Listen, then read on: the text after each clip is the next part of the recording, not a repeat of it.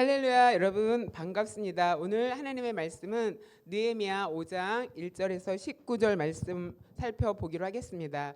느헤미야는 이스라엘 백성이 바벨론의 포로로 70년간 살았어요. 그런데 고레스 왕의 칙령으로 인해서 1차가 귀환합니다. 그래서 스룹바벨과 함께 1차 귀환하면서 성전을 재건해라, 성전을 건축해라라는 명령을 받았습니다. 그 다음에 2차로 에스라와 함께 또 많은 사람이 예루살렘으로 귀환합니다. 그래서 에스라가 받은 사명은 율법으로 백성들을 가르쳐라. 그래서 백성들 마음 안에 말씀이 심겨지고 말씀이 회복되게 하라, 이런 사명을 가지고 이제 쓰임을 받았습니다. 그래서 오늘 느헤미야는 3차로 유대에 귀환하는데, 느헤미야의 사명은 무너진 성벽을 재건하라, 이런 사명을 받았습니다. 그래서 이 성벽의 의미는 뭐냐면은 거룩한 경계선. 그래서 우리가 하나님 앞에 예배자로 섰고 말씀으로 우리가 훈련을 받고 있다면 이제 성벽을 통해서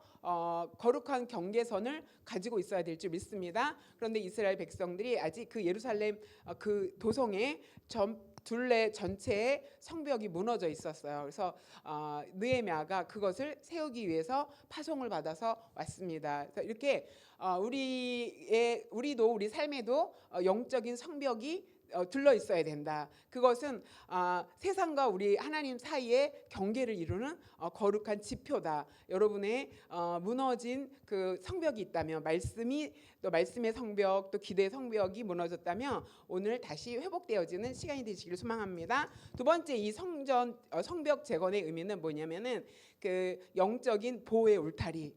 하나님이 우리를 보호하십니다. 하나님이 자기 백성을 책임지시고 보호하시는데 그 영적인 울타리를 둘러서 보호하시죠. 그래서 요압이 고백하죠. 하나님의 울타리로 나를 보호하고 계시다, 이렇게 말씀하셨습니다. 그래서 이렇게 성벽은 하나님이 나를 영적으로 보호하시는 경계다라는 것을 기억하시기 바랍니다. 또 성벽의 의미 세 번째는 정체성의 표시.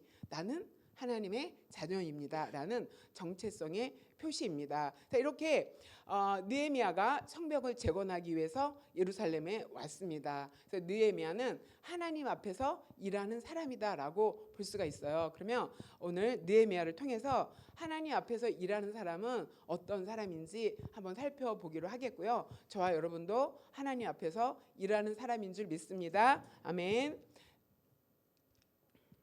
자, 느헤미야 5장 1절에 보면 그때에 이렇게 말합니다. 그때 백성들이 그들의 아내와 함께 크게 부르짖었다, 크게 울부짖었다, 크게 울었다, 이렇게 이야기하고 있습니다. 여기서 그때는 어떤 때냐면 성벽을 재건하는데 공격이 너무 많았어요. 외부의 공격도 있었고 내부의 어떤 문제도 있었어요. 그래서 외부의 문제와 내부의 문제가 같이 발생하는 그때를 말하고 있습니다. 그래서 또 그 성전을 재건하고 있는 그 와중에 그때에 백성들이 아내와 함께 크게 울부짖었다. 그러니까 그들의 아내와 하니까 공동체 전체가 크게 울부짖는 일들이 생겼다라는 것을 여기서 말해주고 있어요. 그런데 그 공동체들이 울부짖으면서 원망했어요. 유다 형제들을 원망했다, 이렇게 말하죠. 그래서 성벽을 재건하는 일을 열심히 하고 있는데 그 내부에서 원망과 불평의 일들이 발생했다라는 것을 의미하고 있어요. 그래서 이 원망하는 사람의 세 종류의 사람이 2절, 3절 이렇게 나오고 있습니다. 어떤 사람은 무엇을 원망하냐면 우리가 자녀가 많다. 지금 우리 가족이 많은데 양식이 너무 먹을 게 없다.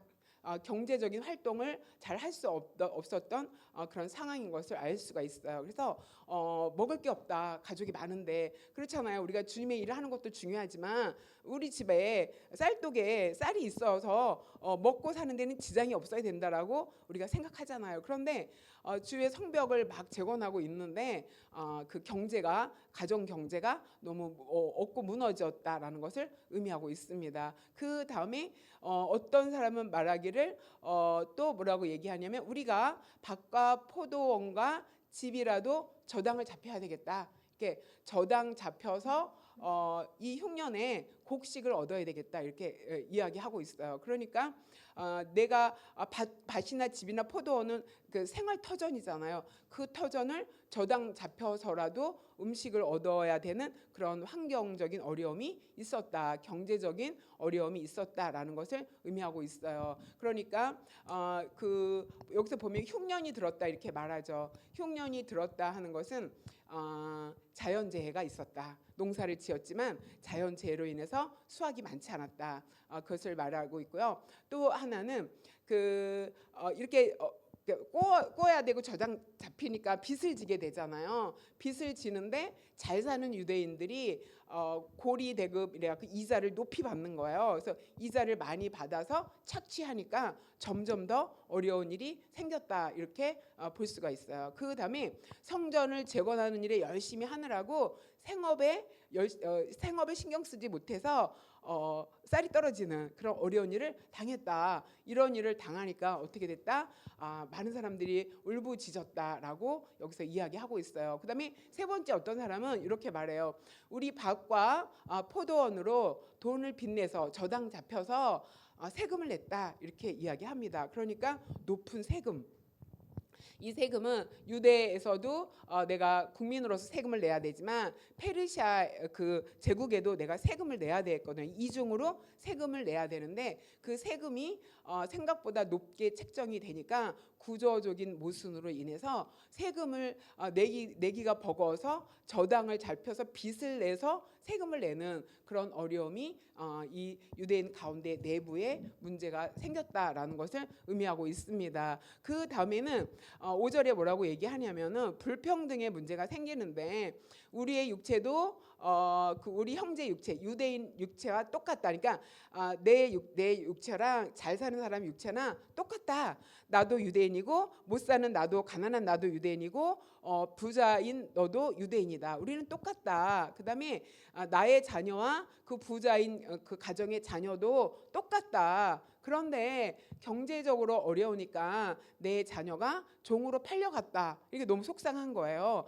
그런 일들이 불공평의 불평등의 일들이 그 내부에서 발생했습니다. 그러면서 우리의 딸 중에서는 벌써 종된 자가 있다. 이제 잡혀갈 그런 상황에도 있고 이미 팔려가서 종이 된 그런 딸도 있다. 이렇게 말합니다. 그래서 이미 밭과 포도원은 남의 것이 되었고 그다음에 우리는 아무런 힘이 없도다. 이렇게 백성들이 이야기하는 소리를 느헤미야가 들었어요. 여기 보니까 6절에 내가 백성의 부르짖음과 이런 말들을 듣고 크게 진노했다. 크게 화를 냈다. 이거는 이제 거룩한 분노가 느헤미야 안에 일어난 거죠. 자, 이렇게 느헤미야는 성벽을 재건하면서 총독으로 어떤 지도자 리더십을 가지고 있었는데 그 리더십은 고통의 소리를 듣는 사람이다라는 것을 의미하고 있어요. 내부에 약함 또 어려움을 당하고 있는 그런 고난을 당하고 있는 사람들의 소리를 들어야 된다. 그래서 우리 안에 누가 어떤 불공평한 일들이 일어나고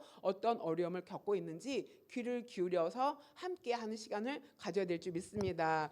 지난주에 제가 먼저 있던 교회에 그 장로님이 계시는데 사업을 아주 크게 하셨어요. 근데 이 장로님들이 교육자를 엄청 잘 섬겨주셨어요. 무슨 때 되면 항상 섬겨주셔서 늘 감사하는 마음을 가지고 있었어요. 그런데 지난주에 갑자기 그 장로님이 돌아가셨다라는 소식을 들었어요. 그래서 아는 권사님한테 전화했어요. 권사님 무슨 일이에요? 그랬더니 저희 교회 지금 난리 났어요. 그러니까 심장마비로 갑자기 돌아가신 거죠. 이제 사업을 했는데 최근 몇 년 동안 좀 어려우셨나 봐요. 그다음에 또 최근에는 경제적으로 굉장히 큰 압박을 많이 받고 계셨다. 이렇게 이야기하셨습니다. 그러면서 권사님이 안타까워하면서 뭐라고 얘기하냐면 그 장로님이 돌아가시 2주 전에 전화가 왔대요.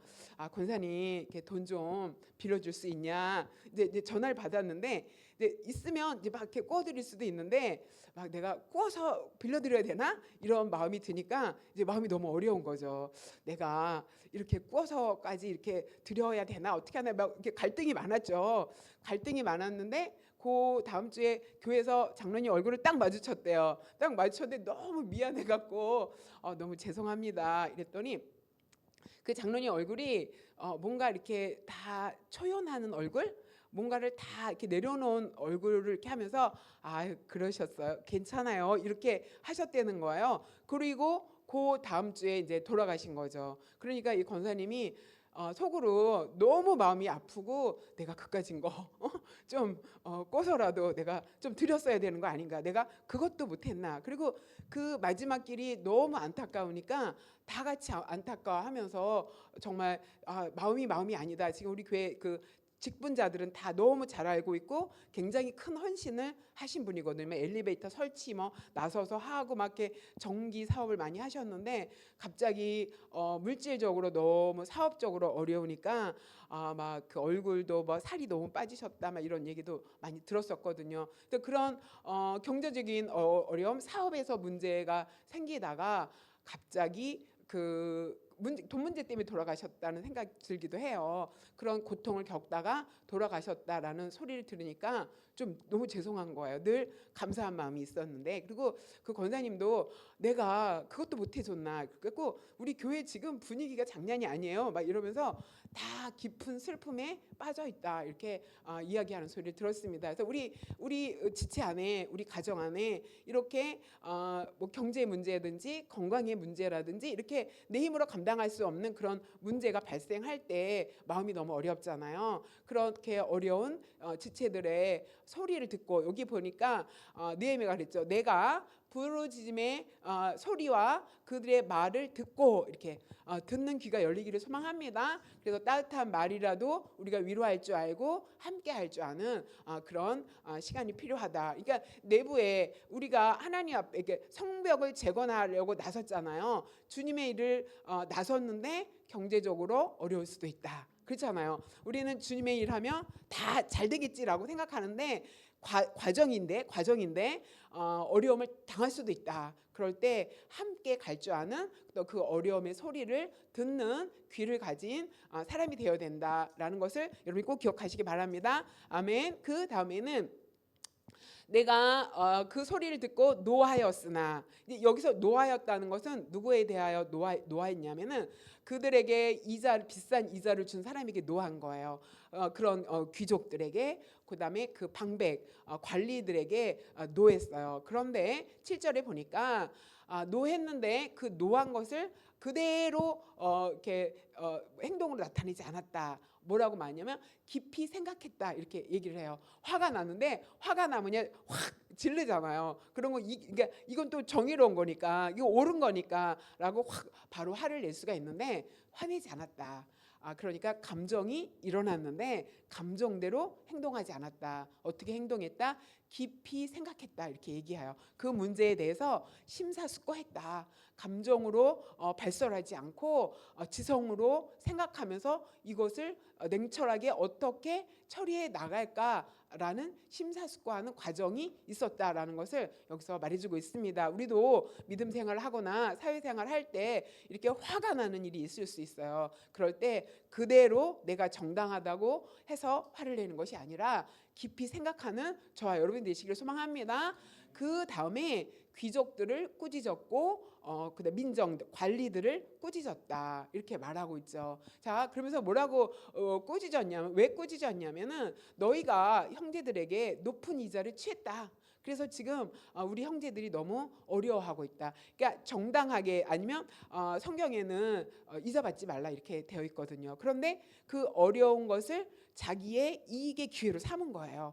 높이 책정해갖고 구워주되 이자를 갚아. 이게 더 어려워지는 거죠. 자, 그러니까 그 부분에 대해서 화가 난 거죠. 그러면서 이자가 너무 폭리다, 착취했다 이렇게 말하고 대회를 열었다. 많은 사람들 다 불러 모아서 그 문제에 대해서 논의하는 것을 볼 수가 있습니다. 자, 그 다음에 8절에 보면 그들에게 우리는 이방인의 손에 팔린 우리의 형제 유다 사람들을 우리의 힘을 다해서 도로 찾았다 이렇게 말해요. 이게 뭐냐면 지금 예루살렘에 사는 분들은 페르시아의 그 포로로 다 끌려갔었거든요. 이미 노예였는데 그들이 귀환하기까지 엄청난 노력이 그 안에 있었다는 거죠. 단순히 고넬료가 귀환하라고 조서를 내렸고 칙령을 내려서 편안하게 온 게 아니라는 뜻이죠. 고넬료가 조서를 내리기 그 전까지 어떻게 했다?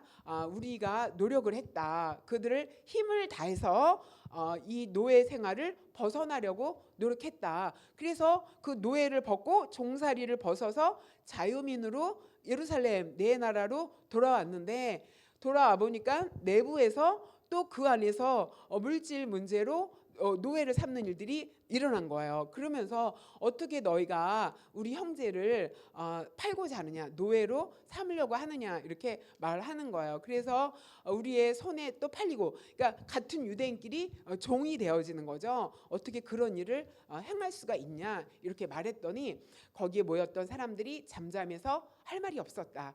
맞는 말이니까요. 그러면서 느헤미가 이렇게 말합니다. 이 소행이 옳지 못하다 이렇게 말합니다.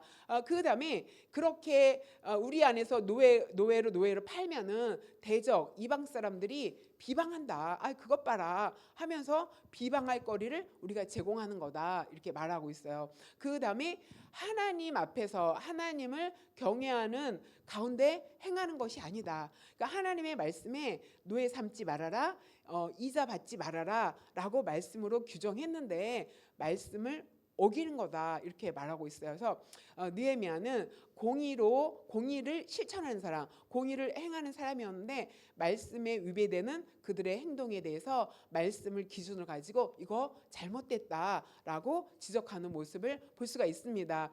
그러면서 10절에는 나와 내 형제와 내 종자, 내 부하들도 돈과 양식으로 백성에게 구워줬다. 그러니까 느헤미야가 부자예요. 페르시아 왕의 최측근 관료였어요. 그럼 페르시아가 127도를 다스렸거든요. 어마어마한 대국의 최측근 대신이며 엄청난 부를 가지고 있는 사람이에요. 그런데 이 느헤미야가 나도 내 형제도 나와 함께 있는 그 신하들도 돈과 양식으로 가난한 그 백성을 구워줬다. 그러면서 뭐라고 얘기하냐면은 이자 받기를 그치자. 우리 이자 받지 말자. 너무 힘들어하고 있으니까 이자 받지 말자. 이렇게 선포를 했어요. 그 다음에 너희도 오늘이라도 너희가 취한 그 동족의 밭을 돌려줘라. 포도원을 돌려줘라. 그 다음에 감람원과 집을 돌려줘라. 이렇게 이야기하고 있어요. 그러면서 구워준 돈이나 양식이나 새포도주 또 기름의 100분의 1 이자를 쳐서 돌려줘라 이렇게 이야기하고 있습니다. 그러니까 원상복귀 시켜라 이렇게 말하고 있고요. 그 지체의 어려움을 말씀으로 풀어내는 것을 볼 수가 있어요. 그래서 사랑만 있으면은 너무 하나님의 법이 느슨해지고 그다음에 공의만 있으면은 너무 딱딱해지고 그런데 여기서는 그 느헤미야가 공의가 무너진 거기에 공의를 말씀으로 세우는 공의를 실천하는 모습을 볼 수가 있습니다. 이렇게 느헤미야가 하나님 앞에 쓰임 받고 일하는 사람은 이렇게 공의를 실천하는 사람이다라는 것을 기억하시기 바랍니다. 아멘. 그 다음에는 또한 유다 땅 총독으로 세움을 받은 때에 아닥사스다 왕 20년부터 32년 12년 동안 그러니까 느헤미야가 유다 총독으로 12년 동안 재직을 했어요. 내가 12년 동안 유다의 총독으로 재직하면서 나와 내 형제들이 총독의 월급을 받지 않았다 이렇게 말해요. 그래서 그런 직분을 받았으면은 세금을 걷어서 그다음에 그 직분에 맞게 양식도 주고 그다음에 소득도 이렇게 돌아갈 수 있게 하는 혜택이 있잖아요. 뭐 차도 나오고 사택도 나오고 막 이렇잖아요. 뭐 도지사 막 이러면은 그런 것을 안 받았다. 도지사 월급 안 받았다. 집 안 받았다. 차 안 받았다. 이런 뜻이에요. 몇 년 동안? 12년 동안.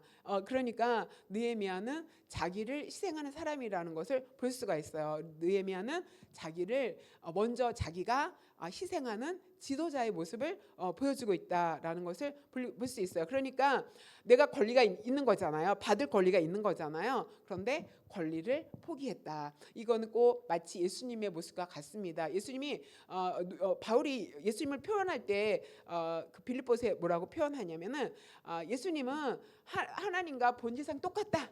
예수님은 본질상 하나님이다. 그런데 하나님의 권리를 포기하고 인간의 모습을 입고 이 땅에 오셨다. 누구를 위해서? 나를 위해서, 우리를 위해서. 예수님도 권리를 포기했기 때문에 이 땅에 오셔서 우리에게 구원의 길을 열어주신 줄 믿습니다. 이렇게 예수님이 하나님이시지만 인간의 모습으로 권리를 포기하는 그 모습으로 본을 보이셨던 것을 여러분이 기억하시기 바랍니다. 그러면서 15절에 느헤미야가 이렇게 말합니다. 나보다 먼저 총독되었던 사람들은 백성들에게 양식도 받고 포도주도 받고 은 40세겔도 받고 월급도 받고 그다음에 식량도 받고 자동차도 받고 집도 받았다, 이런 뜻이에요. 그런데 여기서 빼앗았다 이렇게 말해요. 그러니까 책정된 것보다 더 많이 받았다라는 것을 말하죠. 그다음에 그들의 종자들도, 그들의 신하들도 백성을 압제했다. 그러니까 조금 강제로 이익을 취했다 이렇게 말하죠. 그런데 나는 하나님을 경외하기 때문에 그렇게 안 했다 이렇게 뜻이에요. 그러니까 느헤미야가 그 기준이 하나님 신전 의식이 있었던 거예요. 내가 하나님을 믿는 사람으로서 하나님 앞에서 내 앞에 총독들은 다 그렇게 했지만 나는 그렇게 하지 않았다. 우리가 하나님 앞에 있다라는 신전 의식이 있다면은 이렇게 자기를 희생할 수 있을 줄 믿습니다.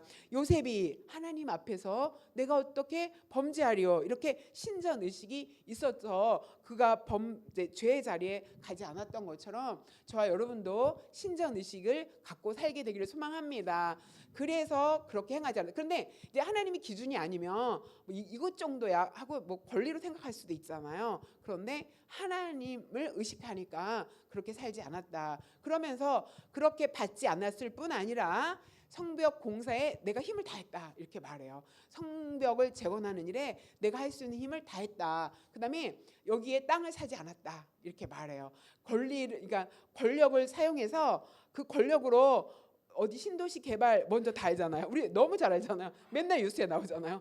다 사놨다. 공무원은 다 사놨다. 우리는 몰라서 못 샀죠. 돈도 없지만. 그걸 얘기하는 거예요. 나는 내가 가진 이 총독의 권리를 가지고 땅 사지 않았다. 내 종자들, 내 밑에서 일하는 그들도 땅 사지 않았다. 그들도 성벽 재건에 힘써서 일했다. 이렇게 여기서 이야기하고 있습니다. 그러니까 권력으로 사이익을 취하지 않았다. 이게 자기 희생이죠. 취할 수 있는데 안 한 거예요. 하나님 앞에 섰다라는 의식이 있기 때문에 그것이 나를 붙들어줄 줄 믿습니다. 우린 다 죄성이 있기 때문에 하나님이 잊어버리면 뭐 자연스럽게 이익을 그죠, 당연한 거 막 이렇게 눈에 보인다 막 이런 게 있어요. 근데 그 거절하기가 너무 지나가다 떨어졌는데 아무도 안 본다 이러면 어렵잖아요. 그런데 하나님 앞에서라는 그 마음이 있어야지 나를 절제하고 또 내가 바르게 선택할 수 있는 힘이 생기는 줄 믿습니다. 자, 그 다음에 내가 내 상에는 그러니까 총독이니까 그 밥 먹는 식사 시간에 함께하는 사람이 150명이 있다 이렇게 얘기를 해요.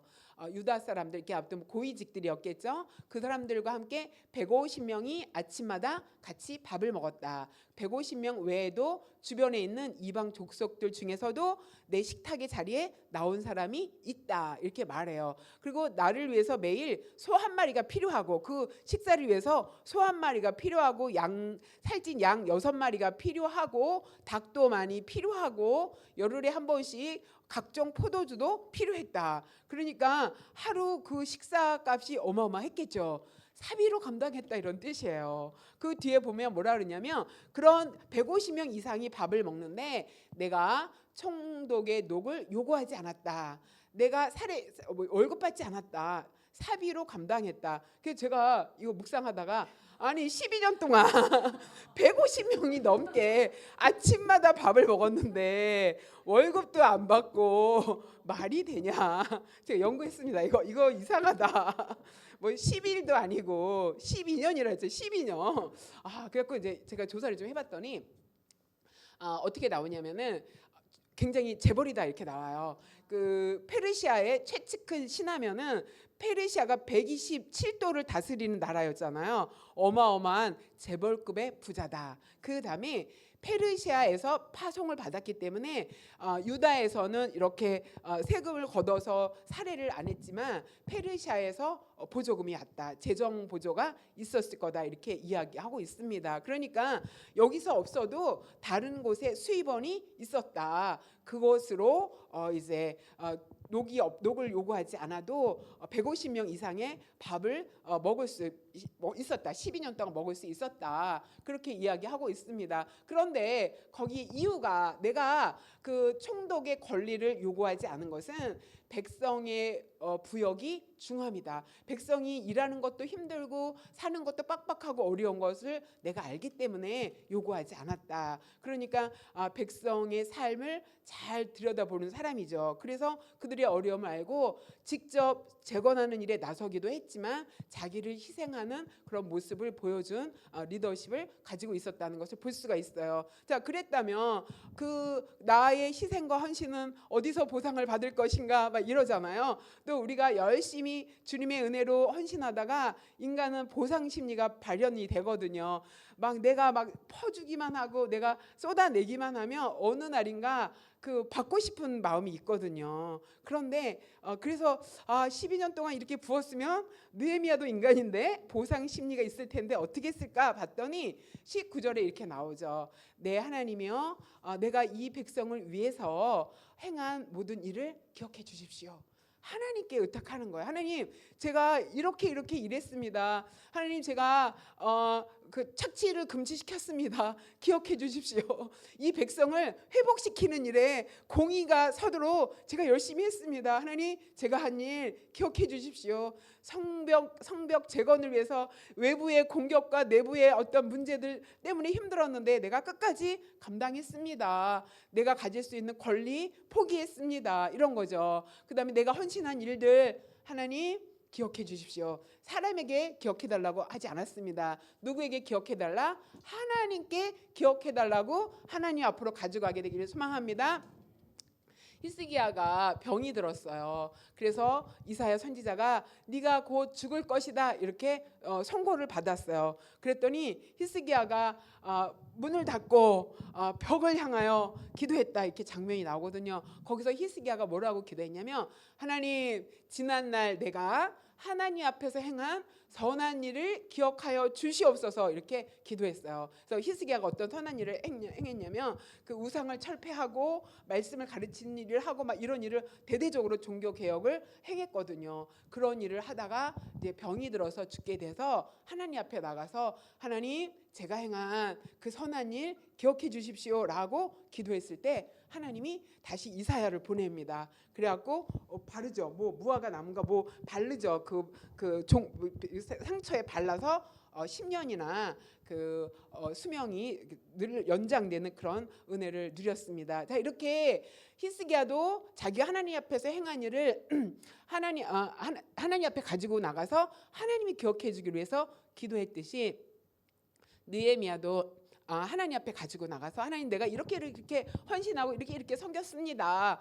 그러면서 사람에게 그 자기의 보상을 요구한 것이 아니라 하나님이 기억하셔서 은혜를 베풀어 주십시오. 하나님이 알아서 이렇게 땡땅땡땅 해갖고 잘 내게 필요한 대로 부어 주십시오. 하나님이 주시는 은혜를 내가 입겠습니다. 이렇게 기도한 것처럼 여러분이 헌신하는 거, 여러분이 오늘도 이렇게 시간 내는 거, 여러분이 시간 내서 막 예배를 세우는 일에 우리가 가는 거잖아요. 느헤미야는 무너진 성벽을 재건했지만 우리는 무너진 예배를 재건하는 일에 부름받은 줄 믿습니다. 여기에 자신을 희생하는 일들이 필요하다. 여러분이 권리도 포기하고 뭐 시간 포기하고 여러 가지 막 다 짬내 갖고 여기다가 집중해 갖고 나왔잖아요. 그렇게 헌신한 거 제가 보상 못 합니다. 여러분, 우리 지원 집사님한테 뭐 이런 얘기 하지 마세요. 우리는 보상 못 하고 누구한테 가져간다? 하나님 기억해 주십시오. 그러면 하나님은 보상에 보상을 더해 주실 줄 믿습니다. 하나님은 충분히 우리에게 필요한 것을 채워 주실 수 있는 능력이 있습니다. 자, 이렇게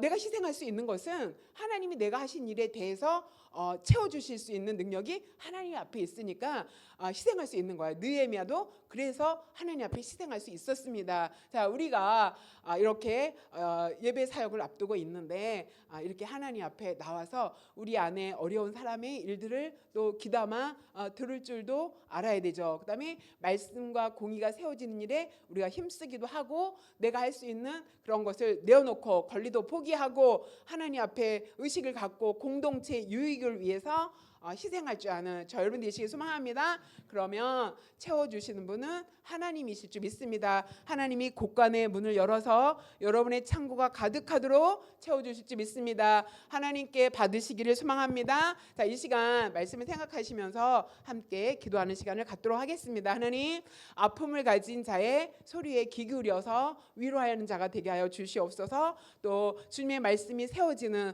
공의를 세우는 일에 쓰임이 되도록 하여 주시고 내 자신을 희생해서 하나님의 일을 섬길 줄 아는 또 사람을 섬길 줄 아는 성벽 재건보다 사람이 더 중요하다는 의식을 가지고 사람을 세워서 희생할 줄 아는 그런 삶을 살게 해달라고 기도하시겠고요. 뒤에 나오는 주제의 기도 제목 가지고 함께 기도하도록 하겠습니다. 기도하겠습니다. 하나님 감사합니다. 성령 하나님께서 오늘 또